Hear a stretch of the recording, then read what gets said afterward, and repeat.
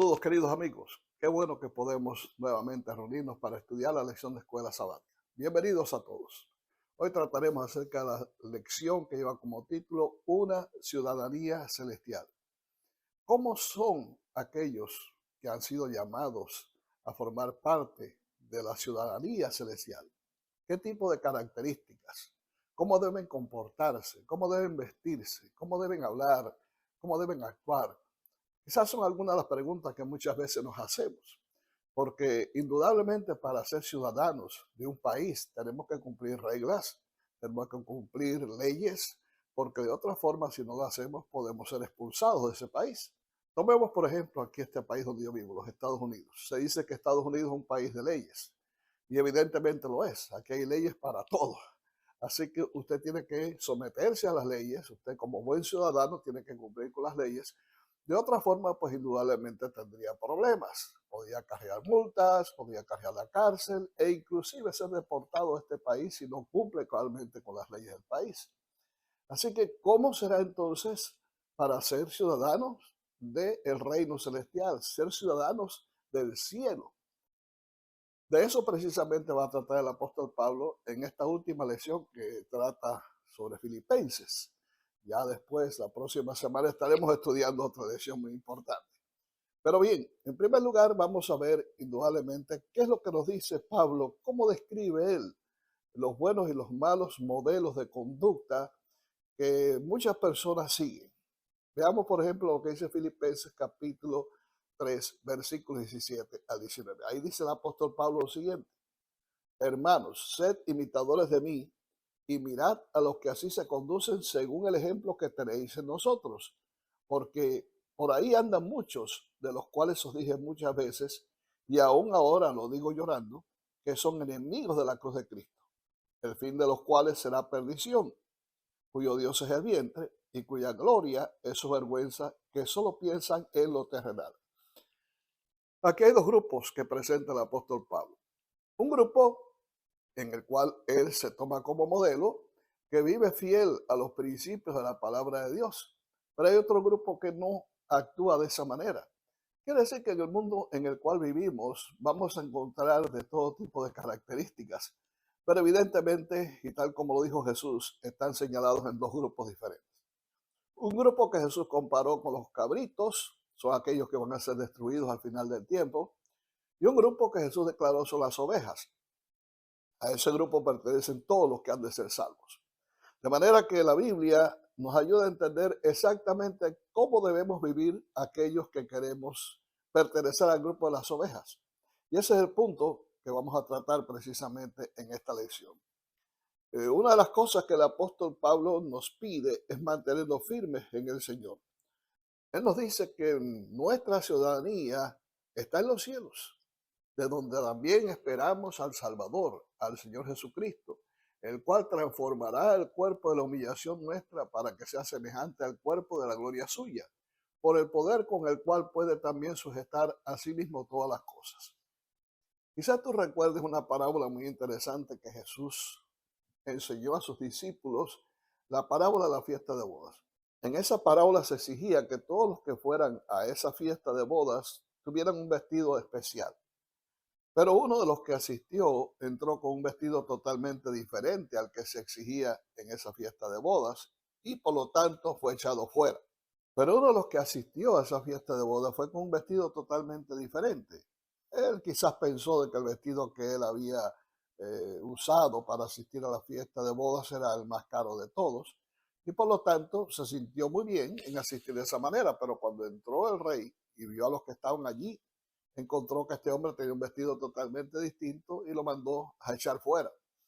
Y aquí precisamente el apóstol Pablo nos está hablando de que para poder estar en el cielo, porque somos ciudadanos, claro está, del reino de los cielos, tenemos en primer lugar que ser transformados por Jesús, lo cual quiere decir que debemos llevar una vestimenta totalmente diferente. El vestido en la Biblia significa el carácter. Por lo tanto, como dice Pablo también en otro pasaje, evidentemente lo único que vamos a llevar al cielo es nuestro carácter. Carne ni sangre van a heredar el reino de los cielos. ¿Y cómo es el carácter que nosotros tenemos? ¿Estamos realmente manifestando en nuestro carácter las virtudes del carácter de Cristo? Si no es así, realmente entonces tenemos que hacer un cambio en nuestra vida. Tenemos que permitir que el Señor nos transforme a través de su Espíritu, porque es una tarea que nosotros mismos no podemos hacer por nosotros mismos, valga la redundancia. Solamente Jesús, a través de su Espíritu, puede transformar el cuerpo de nuestra indeficiencia, de nuestra vulnerabilidad, de nuestra imperfección, en el cuerpo glorioso que es su imagen y su semejanza. ¿Cómo describe la Biblia la condición a la que llega una persona que ha sido glorificada por el Espíritu Santo, que ha recibido el carácter que el Señor quiere que nosotros tengamos para poder estar en el cielo? El patriarca Job decía: yo sé que mi Redentor vive y al fin se levantará sobre el polvo, y después de deshecha esta mi piel, en mi carne he de ver a Dios, al cual veré por mí mismo, y mis ojos lo verán y no otro, aunque mi corazón desfallece dentro de mí. Job tenía una convicción muy profunda de que aunque él muriera, aunque su cuerpo se deshiciera completamente, él vería a Jesús en su segunda venida. Lo iba a contemplar con sus propios ojos, lo cual quiere decir que Job confiaba de que él iba a tener un cuerpo totalmente transformado, un cuerpo totalmente rejuvenecido, diferente al cuerpo que él tenía en esos momentos. Y sabía que con ese cuerpo que Dios le habría de dar, él habría de contemplar al Rey en su hermosura. Pablo dice algo muy trascendental, y de hecho es un misterio que él quiere revelarnos a nosotros de cómo va a ocurrir esto. Leamos lo que dice en 1 Corintios 15, 50 al 54. Pero esto digo, hermanos, que la carne y la sangre no pueden heredar el reino de Dios, ni la corrupción heredará la incorrupción.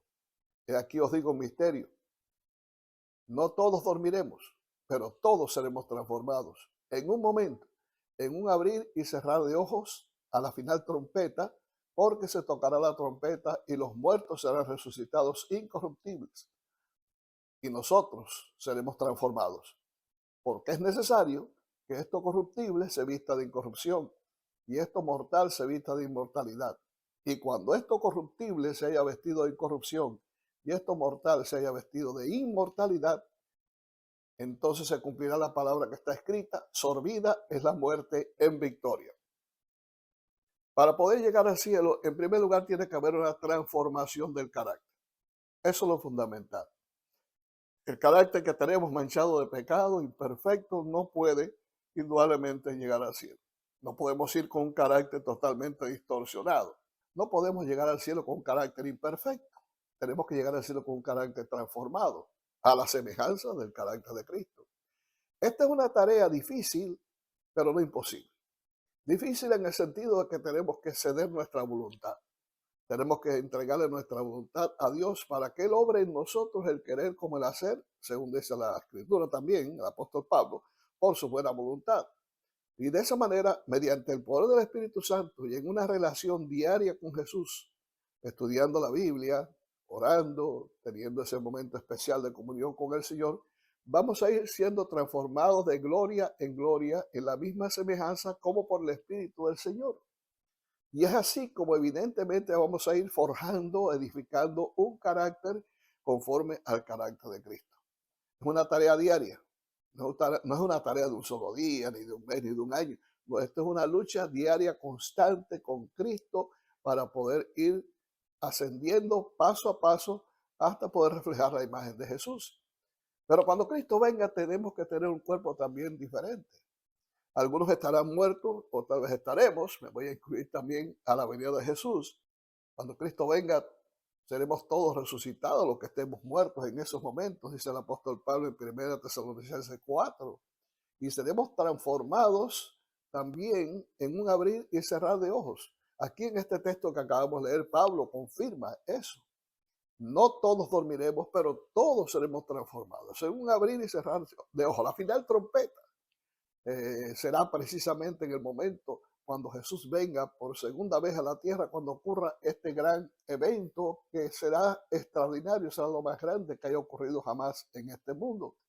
Los muertos serán resucitados, estoy hablando de los muertos en Cristo, tengan bien presente eso, y serán resucitados totalmente transformados. Los vestigios de la imperfección humana causadas por el pecado quedarán en el sepulcro.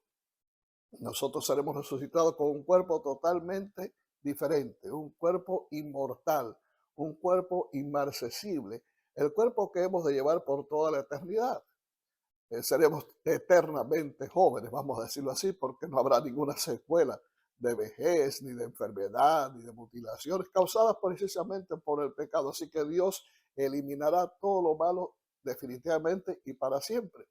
Ahora, los justos que estén vivos serán levantados en el aire con el Señor y serán transformados también a la gloria de Jesús, con el cuerpo inmortal que tiene Jesús y con el cuerpo de su gloria.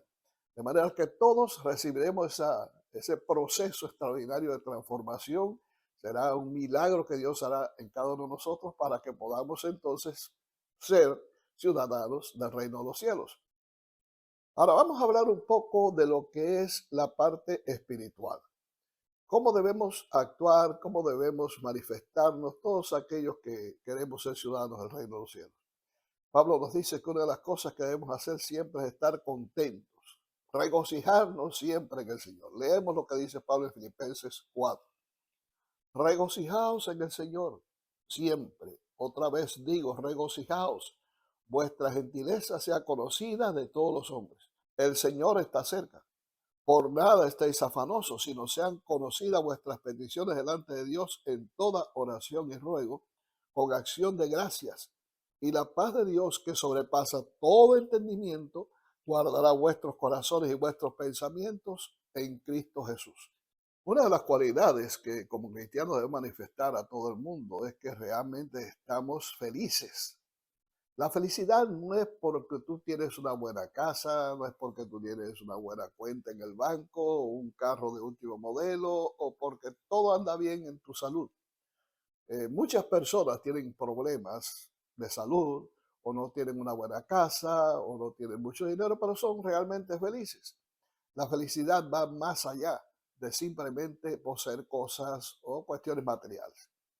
Tú debes proponerte ser feliz porque eres una persona bendecida por el Señor. Somos felices precisamente porque hemos heredado la salvación que Cristo obtuvo por nosotros en la cruz del Calvario. Eso nos hace sentir felices. Nos sentimos felices porque somos ciudadanos del reino de los cielos, somos herederos de las cosas celestiales, somos coherederos con Cristo. Nos sentimos felices porque tenemos una fe, tenemos una esperanza.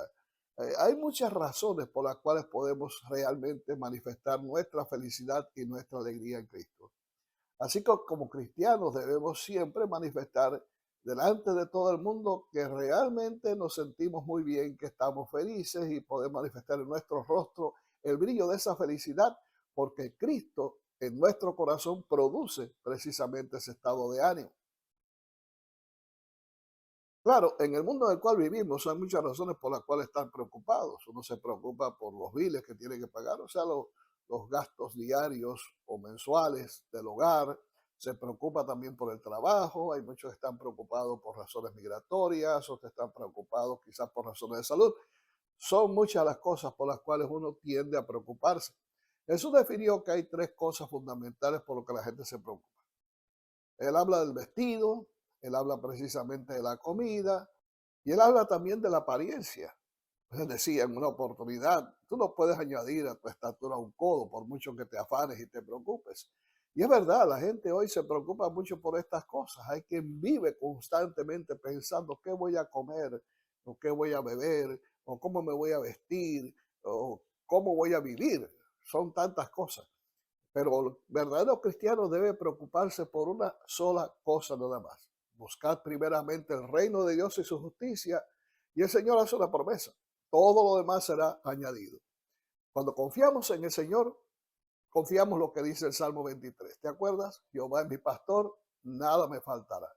De manera que si ponemos nuestras cargas en las manos del Señor y simplemente nos preocupamos por alcanzar el reino de los cielos y prepararnos para estar con Cristo, no te preocupes que Dios va a proveer para todas tus necesidades. Solamente confía en Él. Ahora, ¿cómo amplían los siguientes pasajes nuestra comprensión acerca de esa paz que Dios quiere que tengamos. Leamos lo que dice la Biblia. En el Salmo 29:11 leemos: Jehová dará poder a su pueblo, Jehová bendecirá a su pueblo con paz. La paz proviene de Dios. Dios es el príncipe de paz, Jesús es el príncipe de paz. Cuando Isaías profetizaba acerca del nacimiento del Mesías en este mundo, él dijo lo siguiente: porque un niño nos es nacido, hijo nos es dado, y el principado sobre su hombro, y se llamará su nombre admirable, consejero, Dios fuerte, Padre eterno, príncipe de paz. ¿Qué es lo que produce paz en el corazón? Indudablemente Jesús. Si tú tienes a Jesús en tu vida, tú revelarás paz. Paz en tu rostro, paz en tus palabras, paz en tus acciones, en tu actitud, en el trato con los demás, revelarás la paz de Cristo. Porque la paz no obedece sencillamente al hecho de que todo marcha bien. No, la paz es algo interior que produce Dios, produce Jesús cuando habita en tu ser. La paz es Jesús. Por eso es que los cristianos debemos siempre tener paz, porque si en verdad tenemos a Cristo en nuestro corazón, el resultado indudablemente es la paz. Por eso es que Jesús dijo en cierta oportunidad: la paz os dejo, mi paz os doy, yo no la doy como el mundo la da. No se turbe vuestro corazón ni tenga miedo. Un cristiano que está en Cristo no tiene por qué temer. No teme a que lo despidan del trabajo, no teme a que venga una guerra mundial, no teme a que lo ultrajen, no teme a que lo martiricen, no teme nada de eso, porque sencillamente vive en paz. Aquellos que realmente murieron por causa de su fe en una hoguera, descuartizados y demás, increíble, pero murieron en paz sencillamente porque Cristo habitaba en su corazón. Claro, no vamos a decir que no sufrieron, indudablemente se sufre, pero descansaron en paz. El mismo apóstol Pablo, que fue un ejemplo de esto, cuando fue decapitado, de esa manera él entregó su vida en honor a su Señor, él murió con un pensamiento pacífico, murió en paz, perdonando a sus verdugos como hizo Jesús también, y lanzando su pensamiento al futuro cuando Jesús mismo vendría y lo levantaría de la tumba para que habitara con él por toda la eternidad. Los cristianos, cuando llegue el último momento de nuestra vida, debemos tener nuestro pensamiento enfocado en el Señor para poder descansar en paz. Cuando llegue ese último suspiro, morir en paz en el Señor. Porque realmente, déjeme decirle una cosa, una de las quizás tragedias más grandes que tiene este mundo es la muerte, y es causa del pecado. Pero el Señor se ha encargado, evidentemente, de ponerle fin a la muerte a través de Cristo en la cruz del Calvario. Él venció la muerte para que tú y yo podamos tener vida eterna. Esa es la gran noticia que te doy. Así que los que mueren muchas veces quizás un poco preocupados o mueren desesperanzados, hay algunos que mueren en agonía, es porque no saben lo que va a pasar después. Pero el cristiano que tiene fe en Cristo y sabe lo que viene después, duerme tranquilo, descansa en el Señor, da su último suspiro en paz, porque sabe que no es lo último en la vida o en la historia de un ser humano en el sepulcro, porque de ahí nos levantará Dios cuando Jesús venga por nosotros. Piensa en esto por un momento. Filipenses 4, el apóstol Pablo recomienda ciertas acciones específicas que debemos tener en cuenta los que queremos ser ciudadanos del reino de los cielos. Él dice: por lo demás, hermanos, todo lo que es verdadero, todo lo honesto, todo lo justo, todo lo puro, todo lo amable, todo lo que es de buen nombre, si hay virtud alguna, si algo digno de alabanza, en esto pensad. Quiere decir que el pensamiento es lo más importante. ¿Qué cosa tenemos en nuestra mente? ¿Cuáles son nuestros pensamientos? ¿De qué nos alimentamos intelectualmente día a día? Lo que nosotros comemos, eso realmente somos. Y lo mismo se aplica también a la parte intelectual. Lo que leemos, lo que vemos, lo que escuchamos, lo que entra por nuestros ojos.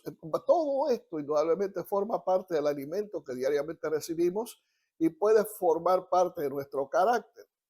O sea que en el mundo en el cual vivimos, un mundo multicultural, un mundo que está realmente saturado de muchas de las tentaciones que el diablo constantemente está lanzando por todos los medios, por todas las vías, debemos procurar estar siempre protegidos contra todo lo malo.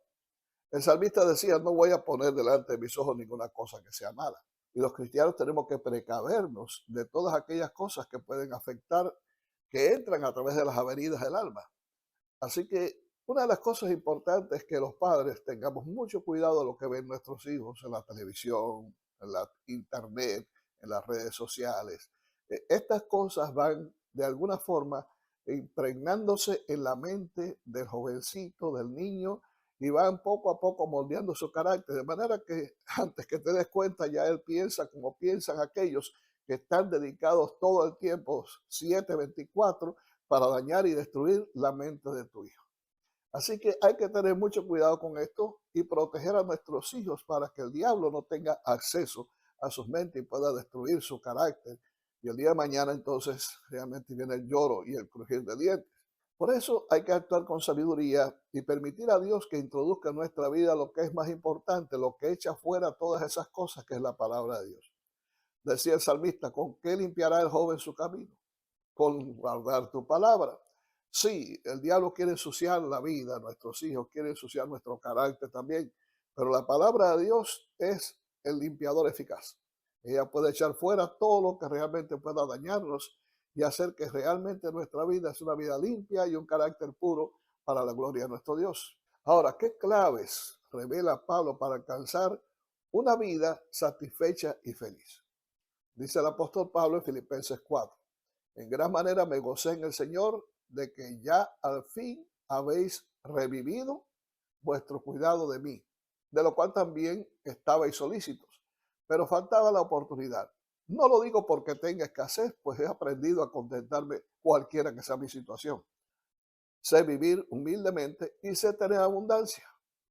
En todo y por todo estoy enseñado, así para estar saciado como para tener hambre, así para tener abundancia como para padecer necesidad. Todo lo puedo en Cristo que me fortalece. Mi Dios pues suplirá todo lo que os falta conforme a sus riquezas en gloria en Cristo Jesús. ¿Cuál es la clave? Primeramente, Pablo dice que siempre él se gozaba en el Señor. Y él vivía confiado en el Señor. Él sabe que todas las cosas estaban provistas por Dios. Él sabía que Dios tenía cuidado de él, por lo tanto no tenía nada de qué preocuparse. Se había entrenado como un soldado que va a la guerra para vivir en cualquier ambiente, sea con abundancia o sea con escasez. El cristiano tiene que ser una persona conforme. Job dijo en una oportunidad, Jehová dio, Jehová quitó, sea el nombre de Jehová bendito. Así que debemos confiar plenamente en el Señor. Lo que el Señor nos da, gracias a Dios. Lo que el Señor no nos da o que el Señor no nos quita, gracias a Dios también. Evidentemente la vida del cristiano debe ser una vida de conformidad, pero entiéndase bien lo que estoy queriendo decir. Ser conforme no es ser conformista, son dos cosas totalmente diferentes. O sea, estar conforme con lo que tenemos es una cosa. Ahora, conformarme, ser conformista, a vivir siempre como un pobretón, a vivir siempre en hambruna o siempre vivir en una vida totalmente desprovista de bienes materiales, no, eso es otra cosa diferente. O sea, el cristiano tiene que ser progresista también en ese aspecto. Tenemos que estudiar, tenemos que prepararnos para tener una carrera mejor. Si tus hijos pueden estudiar, si tú puedes prepararte para tener un mejor sueldo, inclusive tener un mejor trabajo, claro, eso va en el espíritu cristiano. Eso está de acuerdo con el plan de Dios para tu vida. No tienes que ser conformista. Eso es muy diferente. Si vives en un país donde estás siendo pisoteado todos tus derechos y puedes vivir en otro lugar donde puedes vivir en paz y puedes desarrollar todos tus planes y proyectos para tu vida, pues adelante si puedes irte de ese país. O sea que evidentemente en la vida del cristiano tenemos que jugar con dos cartas. Una de ellas es aquella circunstancia en que nosotros no hacemos nada para que ocurran y vienen de por sí y tenemos que conformarnos con esa situación. La otra es si tenemos oportunidad de desarrollarnos, bien sea intelectualmente o físicamente, debemos hacerlo porque debemos siempre, con la ayuda del Espíritu Santo, ir creciendo cada vez más y estar listos para un mejor servicio. Quiero concluir la lección en este momento leyendo esta declaración muy interesante del libro Nuestra elevada vocación, donde dice lo siguiente: deberíamos vivir para el mundo venidero. Es tan desagradable vivir una vida al azar y sin un blanco definido. Queremos tener un objeto en la vida, vivir para un propósito. Dios nos ayude a todos a ser abnegados, menos preocupados de nosotros mismos, más olvidadizos del yo y de los intereses egoístas, y para hacer el bien, no por el honor que esperamos recibir aquí, sino porque ese es el objeto de nuestra vida y dará una respuesta al fin de nuestra existencia. Que nuestra oración diaria se eleve hacia Dios para que nos prive de nuestro egoísmo. Creo que esta declaración finalmente aúna todo lo que hemos estudiado en este día. Te deseo muchas bendiciones, te deseo que Dios guíe tu vida y sigue preparándote, sigue luchando con el Señor en oración y estudiando la Biblia para que puedas ser muy pronto ciudadano del reino de los cielos. Dios te bendiga.